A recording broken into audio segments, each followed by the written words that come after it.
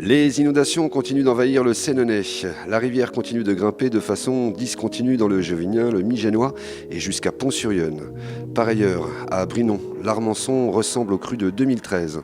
Mercredi dernier, la préfecture nous confirme que 76 routes départementales sont inondées, dont 44 sont coupées à la circulation, et que certains habitants des communes voisines du Sénonais, domiciliant à proximité des zones à risque, ont dû être évacués. Simple principe de sécurité. J'ai fait la tournée de 3 communes le long de l'Yonne qui sont touchées à des titres divers. Joigny me semble la commune la plus touchée de ce que j'ai vu à ce stade. Et donc je voulais venir aux côtés du maire, d'abord pour lui faire part du soutien des services de l'État, m'assurer que le dispositif de l'État sur le long de l'Yonne est suffisant et adapté.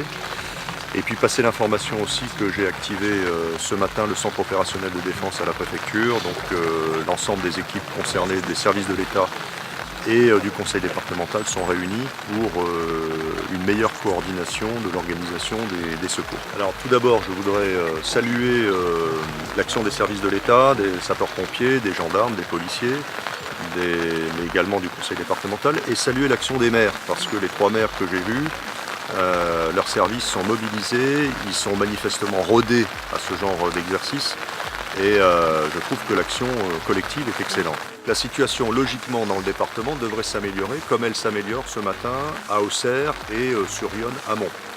En revanche, ce qu'on ne maîtrise pas, c'est l'effet des intempéries que nous avons en ce moment.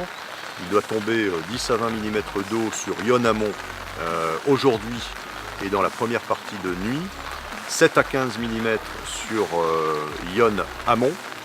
Et donc ce qu'il faut voir, c'est l'effet de ces précipitations sur le niveau des eaux. Normalement ça devrait baisser, mais il est possible que ça se poursuive. Et les habitations, il y a quelques dizaines d'habitations qui sont évacuées, mais les personnes sont relogées, il n'y a pas de souci majeur. L'urgence, c'est de permettre la reprise du fonctionnement des entreprises. Donc nous avons convenu avec le maire d'une réunion à 14 h en mairie pour une partie de la zone d'activité, une partie seulement. Et nous verrons dans la nuit, en fonction de l'évolution du niveau des eaux, le maire verra s'il est possible de réouvrir la totalité de la zone demain matin. Ceci étant, vous êtes dans notre viseur et les services vous avertiront. Tout va bien. Voilà. Bon. Vous avez des clients, des réservations suivies? D'accord. Donc ils ne peuvent pas accéder en voiture. Hein. Oui, non, mais on va trouver une solution. Bon, ça passe en marchant là. Hein. Ça passe, On ira les chercher. Non, bah, puis le chef peut les porter. Oui, il a l'air costaud. Enfin, les jolies filles. Mes services, le pic sera atteint ce matin. On doit être en train de l'atteindre là. Exactement.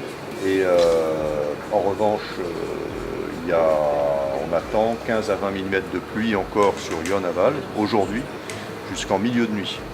Donc le pic est atteint. Ce pic-là, la question c'est l'impact des pluies qui sont attendues. Après, on a 3 jours où il va peu pleuvoir, ou pas pleuvoir d'ailleurs. La question, c'est l'impact des pluies aujourd'hui et première moitié de nuit sur le niveau des eaux. Pas maintenant, mais dans les jours qui viennent.